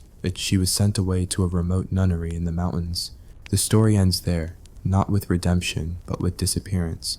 Such tales served not to inspire, but to warn. The night trials were not just private tests, they were community expectations. Entire families staked their honor on a girl's ability to comply. And so, the pressure mounted. Brides were watched by their mothers, their sisters, their aunts. Everyone had once endured it. Everyone expected her to follow. To break that chain was to dishonor generations. It is said that in the imperial court, things were more refined, but the trial remained. Even among the elite, behind the layers of poetry and fanfare, the bride was still measured by her silence on the first night. In scrolls kept by court ladies, one can find vague references to the proving night, often masked in metaphor, lotus flowers closing, night birds silenced. But the message was always the same: be quiet, be still, be obedient. And so, for centuries, thousands of brides passed through that silent doorway into marriage, some dreaming of love, others dreading the dark, all expected to endure. The candlelight flickered low, stretching shadows across the polished floorboards of the chamber. Outside, the night was silent, but inside the great house of a feudal lord, silence could mean anything: dread, anticipation, judgment. The young bride knelt motionless, spine straight, eyes lowered, trained to avoid the gaze of any man but her father or her husband. Her ornate wedding kimono, layers of red, ivory, and gold, had begun to weigh heavily on her shoulders. But she didn't dare adjust it. To fidget was weakness, to speak was arrogance, to cry was disgrace. She had passed the ceremony. She had bowed, poured sake, accepted the Lord's gift of silk and silver. But tonight came the test that no woman ever forgot: the night trial. It was not always spoken of openly. In some clans it was tradition, in others it was law. A noble bride, especially one married to a powerful samurai or lord, must be proven, tested not only for chastity, but for endurance, submission, and silence. In the rooms beyond hers, older women whispered, aunts, matrons, concubines of the house. They had seen this before. Some pitied the bride, some envied her. Then came the hush. The sliding door groaned slightly open. A figure stepped into the room. Not the groom. Not yet. It was the okugata, the senior wife of the household, wrapped in black. Her presence was final. She carried no weapon. She didn't need one. Her word was law within the walls of the women's quarters, and her eyes were cold. The bride bowed low, forehead to the floor. The okugata said nothing. She merely circled the girl once, twice, judging her poise, her scent, the cleanliness of her hands. Then she knelt inches from her and whispered, "Your name belongs to us now. Speak only when spoken to." This was no metaphor. From this night onward, the bride's identity would dissolve into that of the household. Her name would not be spoken by servants. Her face might be veiled in the presence of guests. Even her dreams from this night on would be subject to scrutiny. When the Okugata rose and left, two maids entered, silent, efficient, and dressed in white. They stripped the bride layer by layer, first the gold, then the red, then the silken white inner robe. No protest was expected, no privacy was offered. They inspected her skin for scars, her feet for calluses, her teeth for stains. The examination was not for beauty, it was for purity, and more importantly, obedience. Once satisfied, they bathed her in lukewarm water and wrapped her in a fresh, thin robe. Not silk, cotton, plain, humbling. And then the door opened again. This time it was the groom, clad not in armor, but in the formal sleeping robes of a high-born samurai. His hair was tied back, his face expressionless. He entered the room like a man inspecting a new sword, not with lust, but with calculation. The bride knelt once more, awaiting his command. He did not speak. Instead, he circled her, much like the Okugata had, his eyes lingering on her collarbone, the nape of her neck, the way her hands trembled just slightly. Still, she said nothing, even as the floor creaked beneath his weight, even as he stopped behind her. A pause. Then the ritual began. The groom read aloud a list of oaths, ancient words passed down through generations. The bride was to obey her husband in all things. She was to bear sons if the gods willed it. She was to never leave the household without permission. She was to serve tea with grace, to remain silent when rebuked, to age without complaint, to die without shame. And then, as custom demanded, he asked, "Do you accept?" Her voice, soft and clear, barely above the breath of the wind. "I do." With that, the trial truly began. Some houses required the bride to remain awake through the night, seated in seiza, while the groom meditated beside her. Others demanded she pour tea flawlessly or compose a poem on the meaning of devotion. But in this house, this clan, the trial was more intimate. She was to endure her husband's touch without flinching, to maintain composure no matter what he did. It was not about pleasure, it was about control. He reached out, placed 2 fingers beneath her chin, and tilted her head upward. Her eyes did not rise, her lips did not part. A faint tremble passed through her, but her body remained still. He moved closer, his breath touched her ear. "You fear me," he whispered. Still, she did not answer. That, too, was the right answer. In the early hours of the morning, after the test had ended, he left her in silence. A single word would have been considered weakness. The maids returned. They wiped her clean, redressed her, led her, barefoot and quiet, to the kamadana, the household shrine. There, she was made to bow again, to the gods, to the ancestors, and to the weapon hanging above the altar, a worn but polished katana once used in battle by a woman of the clan. The sword belonged to a wife who, generations earlier, had slain not an enemy, but her own husband, for breaking his vow. In some houses, wives were ornaments, in others, they were shadows. But in this house, a wife could also be a judge, a keeper of ancestral law. And so, while a samurai feared death on the battlefield, he feared his wife in the quiet halls of home. Because the night trial was not just a test of the bride, it was also a warning to the groom. By the faint flicker of lantern light, the old corridors of a daimyo's estate breathed with ancient rituals. The scent of burning incense clung to the air like a veil, masking tension, hiding secrets. Servants moved in silence, heads low, slippers soft against the polished wood. Somewhere behind sliding paper doors, another bride waited. Her name was Yuki, the daughter of a minor court official, offered in marriage to the heir of the Matsuda clan. Her beauty was whispered about like a poem, elegant, untouched, perfect, but no one spoke of what awaited her that night, not even her mother, who had wept silently behind a fan the morning she left home. It began, as it always did, with the inspection. 2 elder women, matrons of the household, entered the bride's chambers without knocking. They carried no greetings, Their eyes were sharp, trained. In feudal Japan, a bride was not just a woman. She was an offering, a symbol of alliance, of bloodline, of legacy, and she had to be pure. The elder women requested silence. Yuki, trembling, unrobed as instructed. Her body was examined, subtly, efficiently, invasively, not out of cruelty, but out of protocol. They searched for scars, for signs of illness, or even past childbirth. A virgin's body, according to tradition, bore certain traits, tenderness in certain areas, a type of tightness that these women claimed they could feel. Yuki passed their test. She was then dressed in layers of silk, each heavier than the last, as if the garments themselves were meant to prepare her for the weight of her new life. Her face was painted white, lips a crimson slash, eyes downcast. She was no longer a girl. She was no longer herself. She was now a bride, ready for her trial. In the dimly lit bridal chamber, her husband waited. He was younger than she expected. His face, though noble, bore the hardness of someone who had learned to suppress all softness. He bowed to her, expression unreadable. Then he turned his back, as was custom, and waited. A witness would join them shortly. Yes, a witness. For in many households, the consummation of marriage had to be confirmed not by trust, but by sight. A midwife, or a trusted servant, would observe discreetly through a peephole or wait just beyond a thin screen. Blood on the bedsheet was not merely symbolic. It was proof that the bride had been untouched before this night. Proof that the husband had done his duty. Proof that the alliance was now sealed physically. In some houses, the stained cloth would be shown to family elders. In others, it would be preserved as legal evidence should future claims of illegitimacy arise. But what if there was no blood? That was a question no bride dared ask aloud.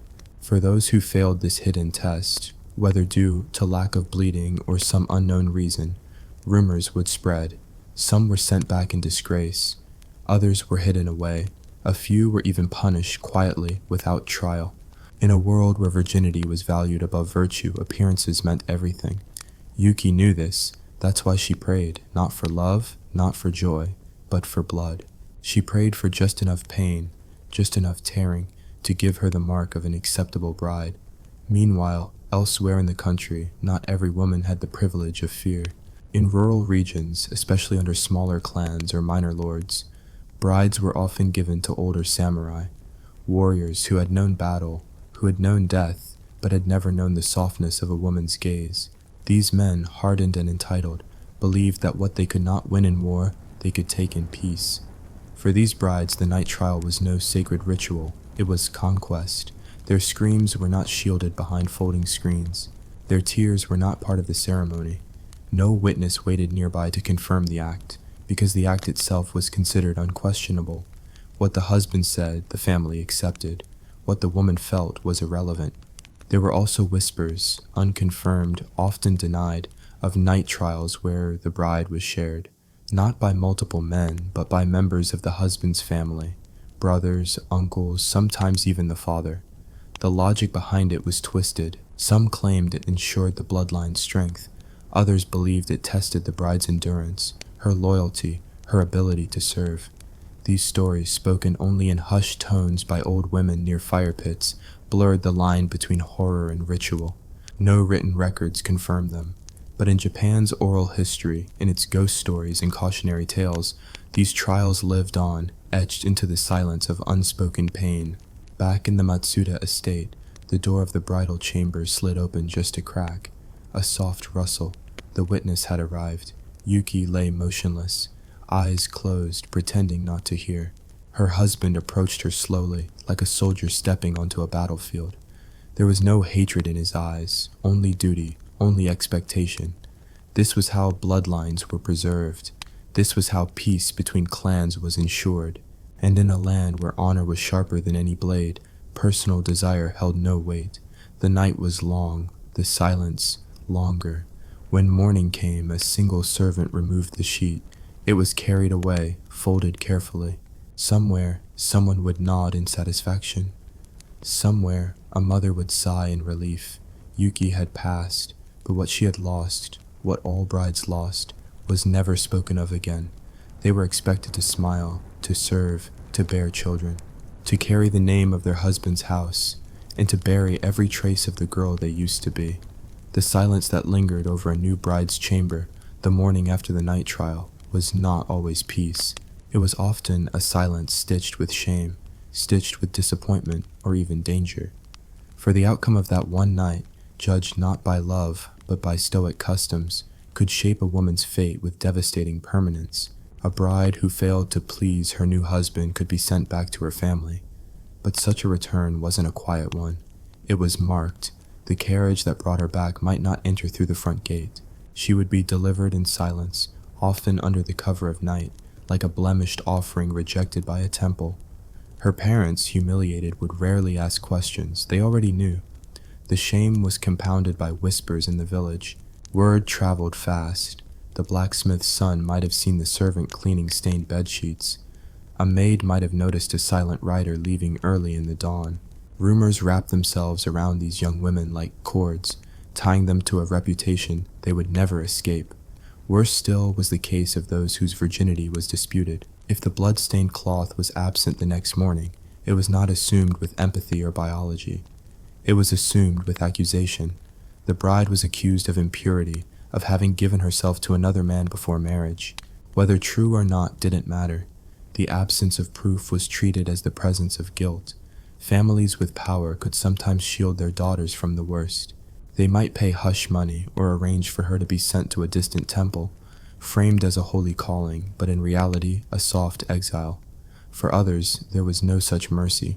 A disgraced bride could be married off to a low-ranking samurai, or worse, a merchant, a fate that, in a class-obsessed world, was akin to social death. But among the elite, the stakes were even higher. Political marriages between daimyo families meant that a failed night trial wasn't just personal, it was political. A bride's failure could spark vengeance between clans. Her womb was not just a vessel for heirs, it was a battlefield. Her silence could become the cause of bloodshed. This silent warfare often left women caught in a cold trap. If they showed too much reluctance, they were shamed. If they showed too much passion, they were accused of promiscuity. They had to be soft, but not seductive, innocent, but not unresponsive, a flawless performance in a game whose rules were never written for them. And then there were the concubines. While wives were judged in silence, concubines were judged in secrecy. Their trials were just as strict, sometimes crueler, because they held no legal power. Yet their influence could grow if they pleased their lord. The night trial for them was the only door to comfort, status, and perhaps even favor for their children. Some concubines, wise to the cruelty of the system, learned how to play it. They used perfumes made from crushed plum blossoms, applied in hidden places.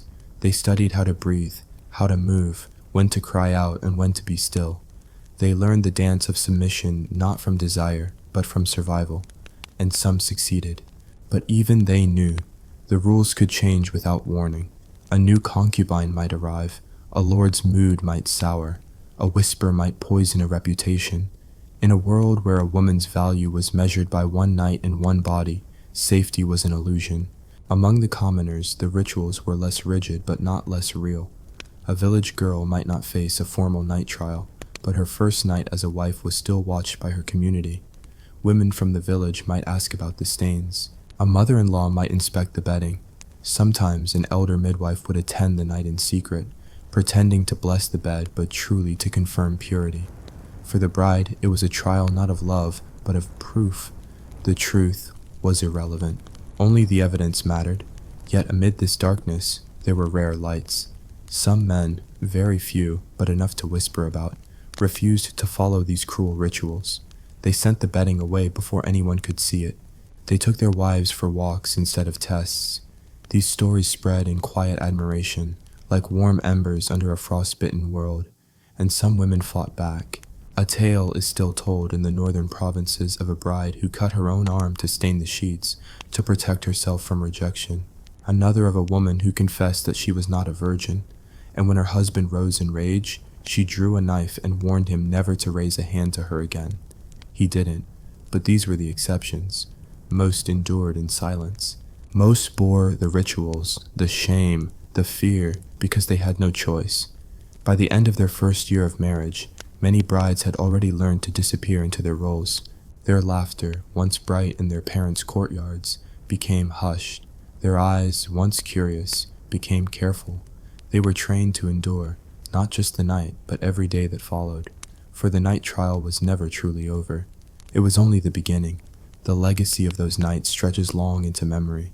Though the practice has faded, the silence it bred lingers in the bloodlines, in the haunted looks passed between generations, in the stories told in whispers. In Japan's serene temples and graceful scrolls, the country is often remembered for beauty, honor, and ritual. But beneath that beauty lay shadows. And in those shadows, countless brides endured their first night, not as a beginning, but as a test they were never meant to win. And now, centuries later, we can still feel the weight of those nights. We can still hear the silence that followed. A silence that speaks louder than any scream. A silence that tells us what history tried to forget. But we will not forget, not the pain, not the trial, not the quiet strength of those who passed through fire and lived.